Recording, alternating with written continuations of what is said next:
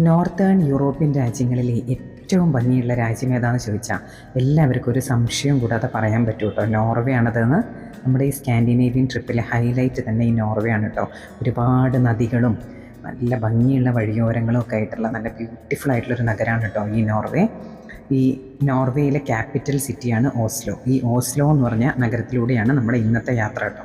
Oslo city കാണാൻ നല്ല ഭംഗിയാണ്. ഒരേ യൂണിഫോം ആയിട്ടുള്ള യെല്ലോ കളറുള്ള ബിൽഡിങ്സ് ആണ് കേട്ടോ. നമ്മൾ ഫ്രാൻസിലും ജർമ്മനിയിലും ഒക്കെ പോയാൽ നമുക്കിതുപോലെ ഫുള്ള് മഞ്ഞ നിറത്തിലുള്ള നല്ല യൂണിഫോം ആയിട്ടുള്ള കുറേ ബിൽഡിങ്സ് കാണാൻ പറ്റും കേട്ടോ. ആ നഗരത്തിൻ്റെ ഒരു പ്രത്യേകത തന്നെ അതാണ്. ഒരു ഭയങ്കര സ്റ്റാൻഡേർഡ് ലുക്കിംഗ് ആയിട്ട് നമുക്ക് തോന്നും.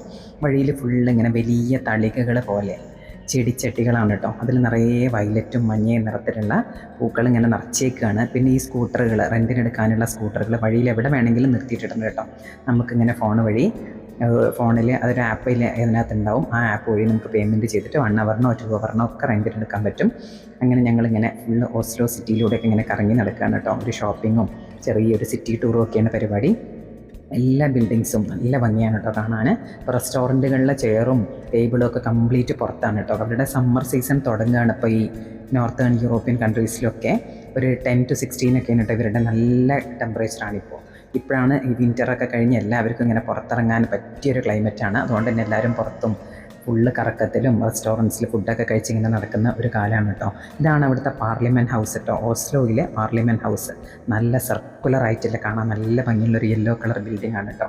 പിന്നെ ഞങ്ങളിങ്ങനെ ഫ്രീ എന്ന് പറഞ്ഞ ഒരു ചോക്ലേറ്റിൻ്റെ ഫാക്ടറിയും ഒരു ഷോപ്പും ഒക്കെ കണ്ടു കേട്ടോ. ഈ ഫ്രിയ എന്ന് പറഞ്ഞ ചോക്ലേറ്റ് ആണ് ഈ യൂറോപ്യൻ കൺട്രീസിലൊക്കെ ഏറ്റവും ഫേമസ് ആയിട്ടുള്ള ചോക്ലേറ്റ്. ഭയങ്കര ടേസ്റ്റിയാണ് കേട്ടോ. അടുത്തതായിട്ട് നമ്മൾ കാണാൻ പോകുന്നത് ഈ ഓസ്ലോയിൽ തന്നെയുള്ള വൈഗ്ലാൻഡ് പാർക്കാണ് കേട്ടോ.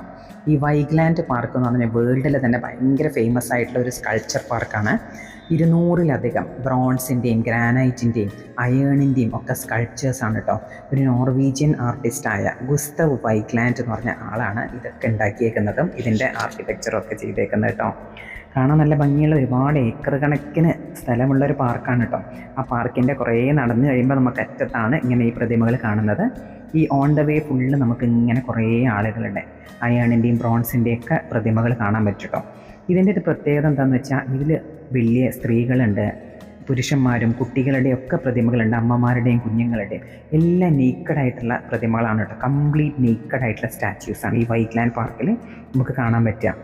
അതിലിങ്ങനെ കുറേ പുരുഷന്മാരും സ്ത്രീകളെയും കാണാം. കുട്ടികൾ തലകുത്തി മറിഞ്ഞ് കളിക്കുന്നത് കാണാം. അമ്മമാർ കുഞ്ഞുങ്ങളെ എടുത്ത് പാല് കൊടുക്കുന്നതും കുഞ്ഞുങ്ങളെ ഒക്കത്ത് വെച്ചിരിക്കുന്നതും ഒക്കെ ആയിട്ടുള്ള പല രീതിയിലുള്ള പ്രതിമകൾ, അച്ഛന്മാരും കുട്ടികളും ഉള്ളത്. എല്ലാ പ്രതിമകളും നേക്കഡാണെന്നുള്ളതാണ് അതിൻ്റെ പെക്യൂലിയാരിറ്റി. പിന്നെ 2 സൈഡിലും നല്ല ഭംഗിയുള്ളൊരു ലേക്കുണ്ട്. വലിയൊരു ഗാർഡനാണ് കേട്ടോ. കുറേ നടക്കാനും ഒരു ഈവനിങ് വാക്കിനോ മോർണിംഗ് വാക്കിനോ ഒക്കെ പോകാൻ പറ്റിയ ഒരുപാട് നടക്കാനുള്ള സ്ഥലം, നല്ല ഭംഗിയുള്ള നല്ല കാറ്റൊക്കെ കൊണ്ട് നടക്കാൻ പറ്റിയ ഒരു പാർക്കാണ് കേട്ടോ ഈ വൈഗ്ലാൻഡ് പാർക്ക്. ഓസ്ലോയിൽ പോകുന്ന എല്ലാവരും തന്നെ യൂഷ്വലി എല്ലാ ടൂറിസ്റ്റുകളും വിസിറ്റ് ചെയ്യുന്ന ഒരു പാർക്കാണ് ഈ വൈഗ്ലാൻഡ് പാർക്ക്. കണ്ടില്ലേ, അങ്ങനെ പല രൂപത്തിലും പല പോസിലും നിൽക്കുന്ന പല പല മെറ്റൽസ് കൊണ്ടുണ്ടാക്കിയ പ്രതിമകൾ. അതിങ്ങനെ വഴി നീളയുണ്ട്. പിന്നെ ഉള്ളിലെത്തിക്കഴിഞ്ഞാലാണ് നമുക്ക് ഒരു കൂട്ടമായി കെട്ടുപിണഞ്ഞ് നിൽക്കുന്ന കുറേ മനുഷ്യരുടെ പ്രതിമകളും കാണാം കേട്ടോ. സൈഡിൽ ഫുള്ള് ഇങ്ങനെ നല്ല വലിയ വലിയ മരങ്ങളും ഫുള്ള് പരവതാനി വിരിച്ച പോലെ ലോൺ ഇങ്ങനെ ഉണ്ടാക്കി മെയിൻറ്റെയിൻ ചെയ്ത് നിർത്തിയ ലോണ് പോലെയാണ് ഏക്കർ കണക്കിന് സ്ഥലം. ഇത് ഇനി അവർ മെയിൻറ്റെയിൻ ചെയ്യുന്നതാണോ അതോ ഇനി നാച്ചുറലി അങ്ങനെയുള്ളതാണോ എന്നറിയില്ല. ഒരുപാട് ഏരിയാസ് അങ്ങനെ ഭയങ്കര ബ്യൂട്ടിഫുള്ളാണ് കേട്ടോ. പിന്നെ ഒരു ഫൗണ്ടെയിനൊക്കെ നമുക്ക് കാണാം, ഒരു വാട്ടർ ഫൗണ്ടെയിൻ. ആ ഫൗണ്ടെയിൻ്റെ ഉള്ളിലും അതുപോലെ തന്നെ നമുക്ക് ഒരുപാട് നേക്കഡായിട്ടുള്ള മനുഷ്യന്മാരുടെ പ്രതിമകൾ കാണാം കേട്ടോ. കുറേ ആളുകൾ ഇങ്ങനെ ഈ ഒരു താലം, ഇങ്ങനെ ഒരു തളിക പോലത്തെ വലിയൊരു പാത്രം ഇങ്ങനെ താങ്ങി നിൽക്കുന്ന പ്രതിമയാണ് ആ ഫൗണ്ടെയിൻ്റെ അടുത്തുള്ളത് കേട്ടോ. പിന്നെ അതിൻ്റെ ചുറ്റും ഇതുപോലെ കുറേ കണ്ടാൽ നമ്മൾ ഫസ്റ്റ് വിചാരിക്കും മരങ്ങളാണ്, മരങ്ങളുടെ കൊമ്പുകളോ ഒക്കെയാണെന്ന് വിചാരിക്കും. പക്ഷേ അതൊന്നും മരങ്ങളുടെ ഒന്നുമല്ല. കുറേ മനുഷ്യരിങ്ങനെ ഇൻ്റർ കണക്റ്റഡായി കെട്ടുപിണഞ്ഞ് നിൽക്കുന്ന പ്രതിമകളാണ്. പിന്നെ അവിടുന്ന് കുറച്ച് സ്റ്റെപ്പൊക്കെ കയറി കഴിഞ്ഞാൽ അതിൻ്റെ ഏറ്റവും അടുത്ത ലെവലിലെത്തും. അങ്ങനെ 2-3 ലെവലിലായിട്ടാണ് ആ വൈഗ്ലാൻഡ് പാർക്ക് കേട്ടോ. കുറേ നല്ല ഭംഗിയുള്ള പൂക്കളും ഉണ്ട് സൈഡിലൊക്കെ. ഇതെല്ലാം മനുഷ്യരാണെന്നുള്ളതാണ്. ഈ പ്രതിമകൾ കംപ്ലീറ്റ് ഇങ്ങനെ നേക്കഡായിട്ടുള്ള മനുഷ്യന്മാരെ കൊണ്ട് ഉണ്ടാക്കിയതാണ് കേട്ടോ. ഇങ്ങനെ കുറേ ചെടികളുണ്ട് കേട്ടോ. സൈഡിലൊക്കെ കുറച്ച് ട്യൂലിപ്സൊക്കെ തന്നെ നമുക്ക് കാണാൻ പറ്റും. നല്ല ഭംഗിയുള്ള കുറേ പിങ്ക് കളറും യെല്ലോ കളറും ഒക്കെ ഉള്ള ട്യൂലിപ്സ് ഉണ്ട്. അല്ലാത്ത തന്നെ കുറേ മഞ്ഞ കളറുള്ള പൂക്കളും ഒക്കെ നിറയെ ഉണ്ട് കേട്ടോ.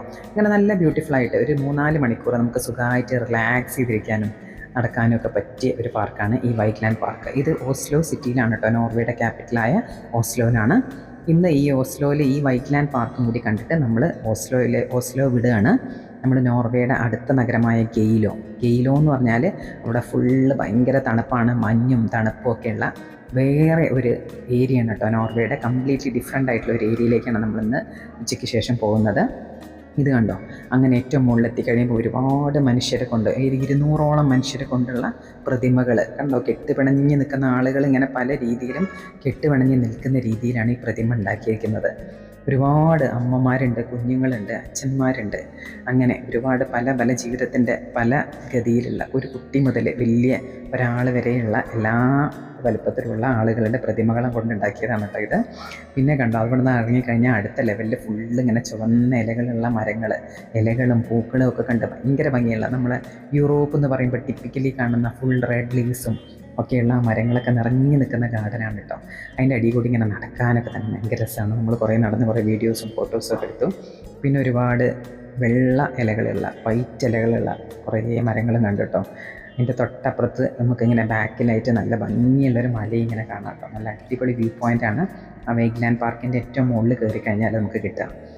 നമുക്ക് നല്ലൊരു വൈകുന്നേരം ചിലവഴിക്കാൻ പറ്റിയ ഒരു സ്ഥലമാണ് കേട്ടോ ഇത്. ഇത് കണ്ടോ, വേറൊരു റിങ് പോലെ മനുഷ്യരിങ്ങനെ കെട്ടിപ്പണഞ്ഞ് നടക്കുന്നത്, അതും അതുപോലെ നല്ല ബ്യൂട്ടിഫുള്ളായിട്ടുള്ള കുറേ പ്രതിമകളാണ്. അങ്ങനെ അത് കഴിഞ്ഞിട്ട് നമ്മൾ ഓസ്ലോയിൽ നമുക്കൊരു ആക്ടിവിറ്റിയും കൂടിയുണ്ട്. നമ്മൾ ഈ ഫിജോഡ് ക്രൂയിസ്, ഒരു ബോട്ടിലുള്ള ക്രൂയിസാണ് കേട്ടോ. നല്ലൊരു ബോട്ടാണ്, അത്യാവശ്യം നല്ല സ്പേഷ്യസ് ആയിട്ട്, ഫുള്ള് നല്ല സീറ്റിങ്സ് ഒക്കെയാണ്, ഫുള്ള് ഗ്ലാസ് ആയത് കാരണം തന്നെ പോണ വഴി ഫുള്ള് ഓസ്ലോൻ്റെ ആ ലേക്കിൻ്റെ ഭംഗിയൊക്കെ കംപ്ലീറ്റ് മലകളുടെയും ലേക്കിൻ്റെയൊക്കെ ഭംഗി ആസ്വദിച്ചുകൊണ്ട് പോകാൻ പറ്റിയൊരു ക്രൂസാണ് കേട്ടോ. ഞാൻ അതിൻ്റെ ഉള്ളിൽ വേണമെങ്കിൽ ബാത്റൂമും അങ്ങനത്തെ ഫെസിലിറ്റീസൊക്കെ ഉണ്ട്, ടീ കോഫിയൊക്കെ കിട്ടുന്ന കഫേകളുണ്ട്. പിന്നെ മുകളിൽ കയറി കഴിഞ്ഞാൽ നമുക്ക് ഡെക്കിൽ ഓപ്പൺ സ്പേസിലിരുന്നൊന്നും കൊണ്ട് തന്നെ കംപ്ലീറ്റ് കാഴ്ചകൾ കാണാം. ഞങ്ങളതുകൊണ്ട് ഡെക്കിൽ തന്നെ ആദ്യം തന്നെ കയറി സ്ഥലം പിടിച്ചു കേട്ടോ. കാരണം അങ്ങനെ ഓപ്പൺ ആയിട്ട് നല്ല കാറ്റൊക്കെ കൊണ്ടുകൊണ്ട് തന്നെ സ്ഥലം കാണുന്നതാണ് ഞങ്ങൾക്ക് കൂടുതലിഷ്ടം. ഉള്ളിലിരുന്ന് ഒരു AC ചേമ്പറിലിരുന്ന് കാണുന്നതിനേക്കാളും നല്ല ഫുള്ള് കാറ്റും ആ ശുദ്ധവായുവൊക്കെ ശ്വസിച്ചുകൊണ്ട് തന്നെ നമുക്ക് ഡെക്കിലിരുന്നിട്ടുണ്ടെങ്കിൽ കംപ്ലീറ്റ് ഡെക്കിലും നല്ല സീറ്റിങ്സാണ്. ആ മലകളും ലൈറ്റുകളും ആ ലേക്കും ഒക്കെ കണ്ടുകൊണ്ട് തന്നെ നമുക്ക് പോവാം. നല്ല ഭംഗിയുള്ള ചെരിഞ്ഞ ഒരു ബോട്ട് കണ്ടു കേട്ടോ. ഒരു ചെരിഞ്ഞു കൊണ്ടുള്ള കുറേ യാച്ചുകൾ, കുറേ ബോട്ടുകൾ, വേറെ കുറേ ഷിപ്പ്, അങ്ങനെ അതൊക്കെ കണ്ടു. ഇത് കണ്ടു, ഒരു പ്രത്യേക രീതിയിൽ ഇങ്ങനെ ചെരിഞ്ഞ് നല്ല ബ്ലൂ കളറുള്ള ഒരു യാച്ച് കണ്ടു കേട്ടോ. പിന്നെ അവിടെ സിറ്റിയിലുള്ള ജയൻറ്റ് വീലും അങ്ങനെ കുറേ ഒരു എൻ്റർടൈൻമെൻറ്റ് ഏരിയയും അതൊക്കെ കണ്ടു. കുറേ മലകളും ഒക്കെ ഉണ്ട് കേട്ടോ. കുറേ ദൂരം കുറേ വീടുകൾ കാണാൻ പറ്റും, വലിയ വലിയ മരങ്ങൾ കാണാൻ പറ്റും. നല്ല ഭംഗിയുള്ള നല്ല നീല നിറമുള്ള ആകാശവും നീല കടലും ഒക്കെ കണ്ട് നല്ല റിഫ്രഷിംഗ് ആയിട്ടുള്ളൊരു ജേണി ആയിരുന്നു കേട്ടോ. അങ്ങനെ ഒരു 2 hour ആ ബോട്ട് ജേണിയോടുകൂടി നമ്മൾ ഓസ്ലോ വിടുകയാണ്. എന്നിട്ട് നമ്മൾ ഓസ്ലോയിൽ നിന്ന് പിന്നെ ഗെയിലോയിലേക്കാണ് ഇന്ന് പോകുന്നത് കേട്ടോ. ഇത് നല്ല ഭംഗിയുണ്ട് കണ്ടോ. ഇങ്ങനത്തെ ഒരുപാട് ബോട്ടുകളുണ്ട് കേട്ടോ. ഫിജോഡ് ക്രൂയിസ് എന്ന് പറഞ്ഞിട്ട്. അത് കഴിഞ്ഞ് നമ്മൾ ഇന്ത്യൻ റെസ്റ്റോറൻറ്റിൽ കയറിയിട്ട് അതിന് മുന്നേ ലഞ്ച് ഒരു ജയ്പൂർ ഇന്ത്യൻ റെസ്റ്റോറൻറ്റിൽ കയറിയിട്ട് ഒരു നമ്മുടെ നോർമൽ മീൽസും ബട്ടർ നാനും ഒക്കെയുള്ള ഒരു normal typical Indian food, north Indian food കഴിച്ചു കേട്ടോ. അങ്ങനെ ഇടയ്ക്കൊക്കെ ഒരു ഇന്ത്യൻ ഫുഡും കഴിക്കാൻ തോന്നും നമ്മൾ കുറേ യൂറോപ്യൻ ഫുഡ് തന്നെ കഴിക്കുമ്പോൾ. പിന്നെ നമ്മൾ ലഞ്ചിൻ്റെ ശേഷം നമ്മൾ ഗെയിലോയിലേക്ക് പോവുകയാണ്. ഗെയിലോയിലേക്ക് പോകുന്ന വഴി ഭയങ്കര ഭംഗിയാണ് കേട്ടോ. ഇവിടുത്തെ വീടുകളൊക്കെ നമുക്ക് കാണാം, വീടും മതിലുകളൊക്കെ കണ്ടോ. ഇങ്ങനെ വുഡൻ ബ്ലോക്സ് ഇങ്ങനെ കൊണ്ടുവന്ന് ഇങ്ങനെ വെച്ചുണ്ടാക്കിയ പോലെ, നമ്മുടെ നാട്ടിലെ പോലെ ഇങ്ങനെ കല്ലുകൾ കൊണ്ട് പടുത്തിട്ട് നല്ല ഉണ്ടാക്കിയേക്കുന്നത്. ഇങ്ങനെ വുഡനായിട്ടുള്ള കുറേ ഷീറ്റ്സ് കൊണ്ടത് ഇങ്ങനെ ഫിക്സ് ചെയ്യുക. വീടുകളും ഏകദേശം വീടുകളൊക്കെ അങ്ങനെ തന്നെ ഉണ്ടാക്കിയേക്കെന്ന് തോന്നുന്നു. വുഡൻ പ്ലേറ്റ്സ് പോലെ ഇങ്ങനെ ഷീറ്റുകൾ ഇങ്ങനെ വെച്ചുണ്ടാക്കിയിട്ടാണ്. കുറേ പാടങ്ങൾ കണ്ടു കേട്ടോ.